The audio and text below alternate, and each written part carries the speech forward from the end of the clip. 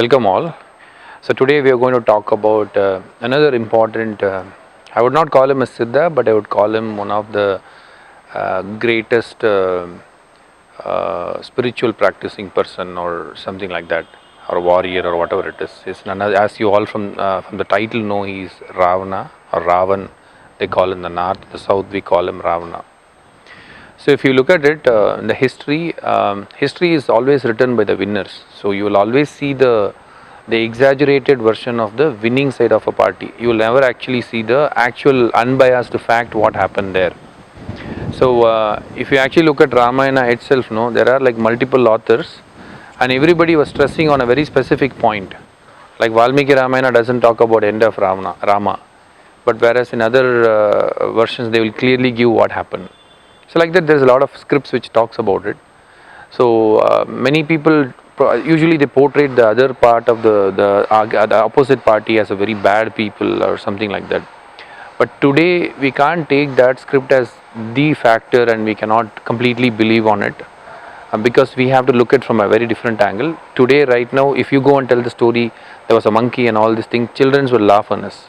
But we have to give them a logical things, what exactly happened and how to see through it. That script is written, that history is written to learn lessons from all the good things. There is no bad or good. Everything has something good. We just need to pick it up. So in that way, let's look at Ravana's point of view, or what exactly would have happened here based on whatever has been written and people, great people who have spoken about it. We need to go some back in time. So right now, let's take say Dr. Ambedkar. So he you all know, father of Indian Constitution. So when he did some research in the earlier part of it, in his document he clearly said at some point of time, very thousands of years back, almost majority of the space were speaking a language, a single language. They are called as Nagas. Okay, that particular version was further refined as Tamil later, and obviously from there many other languages have come from it. So he said these Nagas, they spread from all the way from down south when the first Lemuria was destroyed with the tsunami, the first Sangam period when all the people migrated towards the south part of India, which we call them as Dravidians right now. So that Nagas spread from here till all the way to the northeast part of it. So if you look at south part of Tamil Nadu, there is a place called as Nagapattinam, and if you go towards the north side you have Nagaland, and if you go somewhere even to the other side you will find Naga Babas, and you will find this Naga word all towards that Eastern Asian side. It's fed far, it goes till all the way. This Naga name is there even in Japan.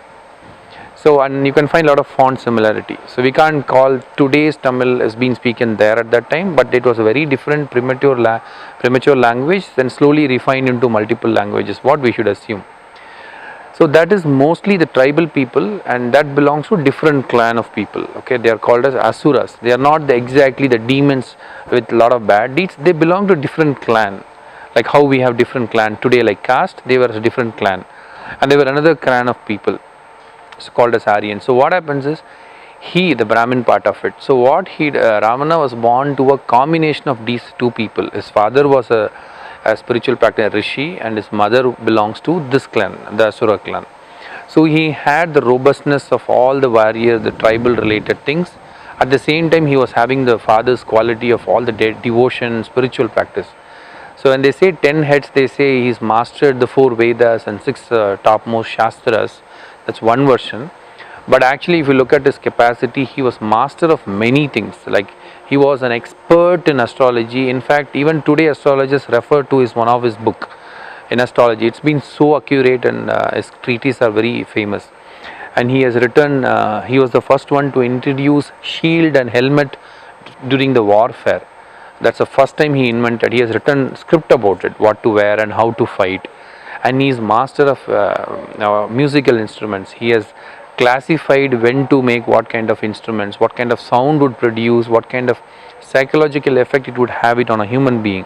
Like on a war zone, you need to use this kind of instruments with this kind of beats will energize the people and they'll rush towards the action. There are medical, so in fact you can even call him as father of music therapy, what we call it. He has already written it. I'm talking about thousands of years back, and he's master of aeronautics. So he had the Vimanas which was flying, And these Vimanas locations are still there. The airport part of it, even 5 locations in Sri Lanka, it is still there. And his descendants, they all travel, like the Onam festival, the king who went to Patal Loka, that is opposite of the globe, Mexico. So they were the masters of building Vimanas. In fact, you will find pyramid like Vimanas in Egypt, you will find in Mexico, a lot of other places they have built. They have actually left the places. It's like somewhere thousands of years ago, their descendants have been traveling. So that's one of his quality. During the warfare, when people get hurt, to treat them fast, he learned medicine. So in fact, he created his own stream of medicine. He has written 27 books on medicine, on herbal remedies and lot of other advanced things. In fact, the Arka, which many people get today, the Kaumutra, that Arka Shastra, was, the author is Ravana. He only wrote it. On request of his wife, he also wrote a pediatric book. What kind of disease, how do you protect your child, and what kind of how do you safeguard them, how is their metabolism, everything is written it. I'm talking, it's like really amazing to see the scripts is written in so detail. In fact, his Vaidya Ratnam, one of his script, he has detailedly specifically talked about how to recover someone from a coma and how they go into coma, how do you injure a person very in a short time, and how do you recover them back. Lot of things he has spoken. Even today in down south, the certain part of Siddha doctors are Varma experts in Nagarkoil, Kanyakumari, that belt, they still refer his script for treating the people, and they really are doing some amazing job. But these knowledges have been kept very secret. Some are oral language, some are oral knowledge, some are written in palm leaf, and very few have come out, and I don't think anything has even got translated into English so far. Maybe 1 or 2 books would have been translated. Maybe the astrology part. Apart from that, nothing has been done. So imagine a guy who has this much of talent and who is a great devotee of Shiva. He's been practicing Shaivism for a long throughout his life. In fact, all the later coming Siddhas in their song, they actually mentioned his name. If you are devoted to a spiritual practice, particularly to Shiva, you have to be like Ravana. They have mentioned in his song. He is more a rightful king. In fact, it was a golden age in Sri Lanka when he was a king there. So you will be surprised to know some more facts about him. His stepbrother is called Kubera. As you all know, Kubera is the lord of wealth, and they say in the Vastu Shastra, Kubera is in the north direction, and that's exactly, Kubera was in the north direction because Ravana was not born in Sri Lanka as many people think. He was born in a village in Noida, which is in North India. So he was in the north, okay. So from there he came down, and Kubera was ruling Sri Lanka, and then he took over the forest, and he was the king of that place. So that is the actual part of it. And he had a lot of siblings like Kumbhakarna, and he had a sister because of which Ramayana happened. That itself is a very debatable thing, like why this thing happened. In fact, he clearly know that his death would be happening through a divine person, a righteous person who has never done anything sin in his life. Through his hands only he will die, and he knows that, and knowingly he did all his duty properly. And in fact, he never touched Sita, he never abused anything, because there is another alternative history which people say is Sita must be the daughter of Ravana, and because of insulting his own sister, he wanted to bring back his daughter and time to recover her. That's why he kept her in a palace or something else. He would have put her in a dungeon or abused her or done many things. That in those days punishments were very severe, and touching some royal family members, things would have been really bad. But he kept her in a very different, in a sacred place. That itself makes us think what is so special about it. Definitely there could be a father-daughter relationship, or maybe a very divine relationship where he never saw her in a bad eyes. That has to be noted, because in many Ramayana version things are portrayed in a very different way. It's about us to think through it and understand. So now that is one of the part. In fact, he was so advanced in all his knowledge. They used to call people who can do 10 things at a time, like some people can write in 2 hands. Some people can write at the same time, sing and talk to somebody, and like that he can do 10 things at a time. So that's why they call us Dasavadani in the north. That's what people who do 10 things at a time, they are called Dasavadani. So Ravana that's why they say he can think about 10 things. He's a great cook. If you actually know, in the olden days, male member were cooking in the family, female were not actually cooking. Many people now think it's a duty of female to cook. Male members were cooking in the house, female were doing some other works. So that is why even the famous Nala, the king who was known for his recipe and cooking, he's a male. And even now if you see all the chef or the great chef in the TV programs, you'll find a lot of male members. Somewhere it is there in the male member and we have forgotten that, and now we have dumped it because of male dominance. Female have been forced to do it, and now it has become like a standard. Same thing goes with Vastu Shastra. When they say when you want wealth, look at the north direction and pray or do something, energy should come. Technically what they meant to say is, in those days in South India, Kubera stays in the North India. He was a great businessman. He is a very rich person.